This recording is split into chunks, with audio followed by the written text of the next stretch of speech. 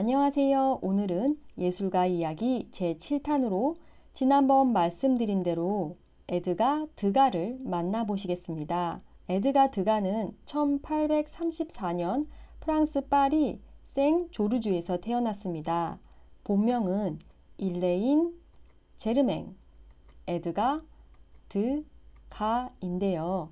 일레인은 대혁명 때 은행가로 성공한 친할아버지 이름에서 따온 것이고, 제르맹은 미국에서 목화 사업으로 큰 돈을 번 외할아버지한테서 따온 이름입니다.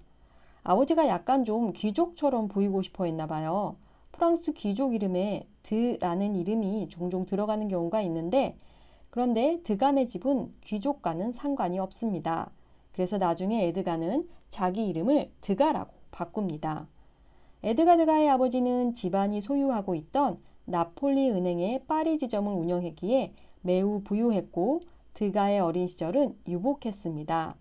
하지만 드가가 13살이 되던 해 어머니가 돌아가시게 됩니다. 어머니를 잃은 슬픔은 컸지만 드가는 아버지의 말을 잘 듣는 착한 아들로 자랐고, 곧잘 공부를 했기에 아버지는 그가 법대에 가기를 바랍니다. 드가는 아버지가 바랬던 대로 프랑스 명문 대학인 소르본 대학에 입학해 법학을 공부합니다. 하지만 그림 그리는 걸 좋아했던 그는 법보다는 그림을 배우고 싶어 했고, 결국 20살 때 그는 에꼴데 보자르라는 명문 미술학교에 들어갑니다. 이 학교가 바로 우리가 두 번째로 살펴봤던 작가 세잔이 들어가고 싶어 했으나 낙방한 학교죠. 이 드가는 특히 고전 예술에 심취했는데요. 그는 운 좋게도 1855년 파리에서 앵그르를 만나게 됩니다. 바로 이게 앵그르의 작품이고요. 이 사람이 바로 앵그르입니다. 그리고 이때 앵그르는 드가의 그림 인생을 뒤바꿀 만한 말을 해줍니다.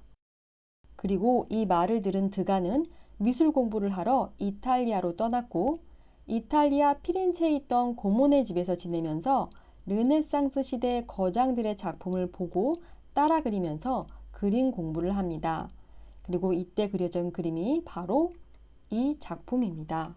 검은 옷을 입고 서 있는 여성이 바로 드가의 고모이고요.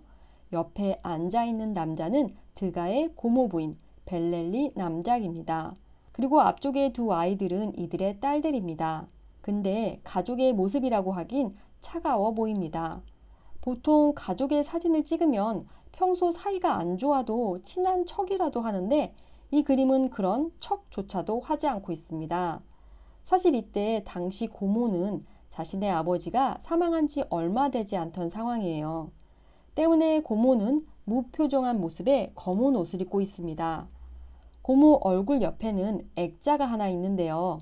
저 액자엔 아버지 스케치가 들어있어 아버지의 스케치를 걸어두고 애도하고 있는 것입니다. 이번엔 등을 돌리고 있는 이 벨렐리 남작을 보겠습니다. 지금 장인어른을 잃고 슬퍼하고 있는 아내 앞에서 상복조차 입지 않고 혼자 따로 앉아 있습니다. 그리고 고모, 즉 아내와 남작 사이엔 책상이 있어 이 둘을 완전히 가로막고 있습니다. 그래서 이 둘의 단절된 부부관계를 드러내고 있습니다. 그리고 이 4명 인물들의 시선을 보면 전부 각각 다 다른 곳을 보고 있는데요. 때문에 가족 관계 자체가 조금 단절되어 있고 보이지 않는 긴장감이 서려 있어 보입니다. 이들이 입은 옷은 상당히 검소하게 보이지만 뒤에 벽지나 카펫을 통해 이들의 부를 나타내고 있습니다. 드가는 이렇게 이 그림 안에서 등장인물들의 성격이나 이들의 사회적 위치를 대강 알 수 있게 잘 표현해 놓았습니다. 이게 바로 드가 그림의 특징이라 할 수 있습니다.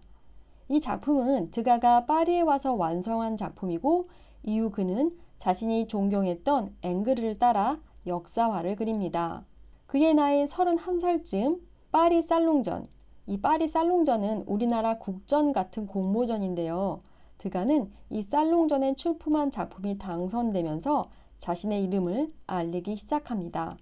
그리고 이쯤에 친해진 친구가 있으니 바로 에두아르 마네입니다. 세잔과 사이가 안 좋았던 마네는 드가와는 친했나 봅니다. 자, 근데 이 드가와 마네가 어떻게 친해졌냐 하면 이 둘은 둘 다 르브르 박물관에 가는 것을 좋아했고 특히 벨라스케스, 이런 그림을 그린 작가입니다. 이 벨라스케스를 둘 다 좋아했습니다. 그리고 이렇게 박물관에서 종종 마주치던 두 사람은 결국 친해집니다. 근데 이렇게 절친인 두 사람이 싸워서 잠깐 헤어진 적도 있는데요. 왜 싸우게 됐냐면 드가가 마네 부부의 모습을 그려 선물을 해줍니다. 그러자 이것을 받은 마네 역시 고맙다면서 자신이 그린 정물화를 드가에게 선물해줍니다. 바로 이게 드가가 그린 마네 부부의 그림입니다. 보시면 그림 한쪽이 좀 이상하죠.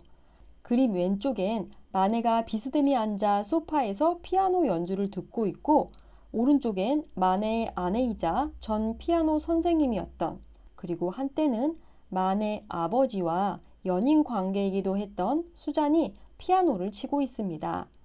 그런데 마네 아내의 얼굴과 피아노 부분이 안 보이죠. 그 이유는 드가가 그린 아내의 모습이 마음에 들지 않아서 마네가 그림을 쫙 찢어버렸기 때문입니다. 자, 그럼 드가는 도대체 여자의 얼굴을 어떻게 그렸을까요? 이렇게 그렸습니다. 아름다워 보이진 않죠. 그런데 하필 드가는 마네가 자신의 그림을 찢는 걸 보게 됩니다.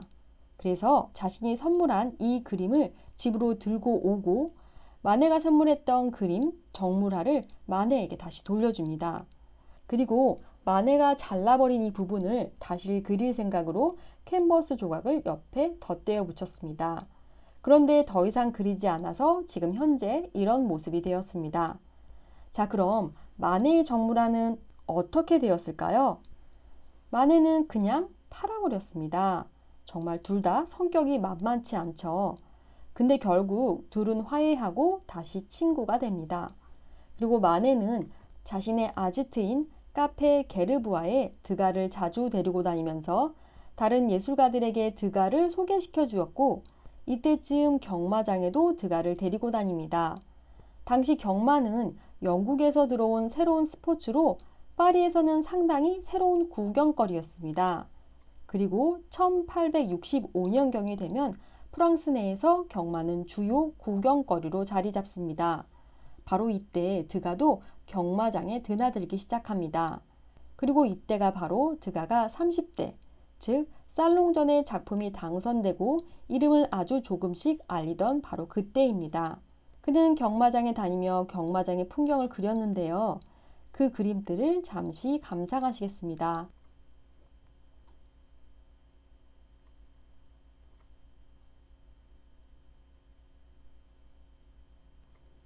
사실 몇몇 작품을 제외하고는 말 경주 자체보다는 경마를 준비하는 모습, 긴장한 선수들의 모습, 관중들, 그리고 그들의 움직임에 더 중점을 두고 그림을 그렸습니다. 그러면서 드가가 미술계에 점점 더 이름을 알리기 시작합니다.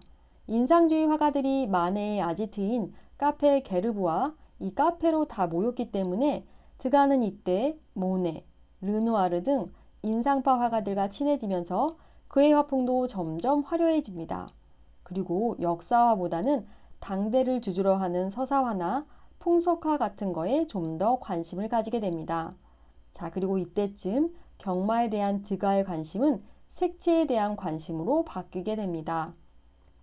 바로 그때쯤 그린 작품이 바로 이 작품입니다. 이 작품의 제목은 실내인데요. 또 다른 제목은 강간입니다. 사실 실내든 강간이든 드가가 붙인 제목은 아닙니다. 드가는 이 그림에 제목을 붙이지 않았고 그림에 대해 어떠한 설명도 하지 않았습니다. 그래서 이 그림에 대해 여러 가지 추측만 있을 뿐입니다. 앞서 말씀드린 대로 이 작품의 제목은 후대 사람들에 의해 붙여진 제목입니다. 자, 그럼 왜 이런 제목을 붙인 걸까요? 그림을 한번 살펴보시겠습니다.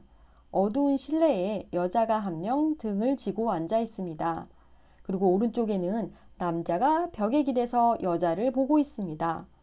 여자가 우는 것 같은 모습과 남자가 주머니에 손을 딱 넣고 뭔지 강압적인 포즈를 취하고 있기 때문에 후대 사람들은 이런 강간이란 제목을 붙인 것 같습니다. 그런데 또 다른 추측이 있는데요. 어떤 사람은 저기 중앙에 놓인 탁자의 상자, 저 주황색이 처녀 성을 상징하기에 이 그림이 강간이다라고 설명하기도 합니다.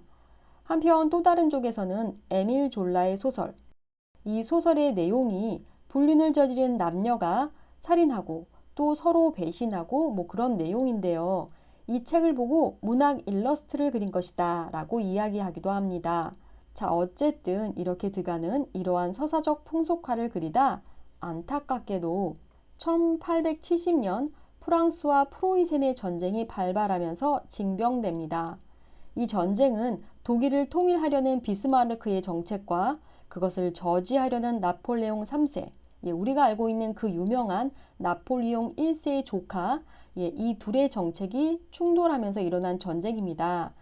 약 7, 8개월 동안 치러진 전쟁인데요. 드가는 이 전쟁의 전방, 보병부대에서 복무를 하게 됩니다. 그런데 불행인지 다행인지 시력에 문제가 있다란 결과를 듣고 파리를 수호하는 예비군으로 재배치됩니다. 그래서 덕분에 전쟁 중에도 드가는 그림을 그릴 수 있게 되었습니다.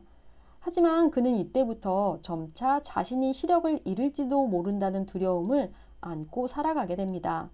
그리고 1872년 외가 친척들이 사는 미국 뉴올리언즈에 가서 약 6개월가량 머무며 그림을 그렸는데요.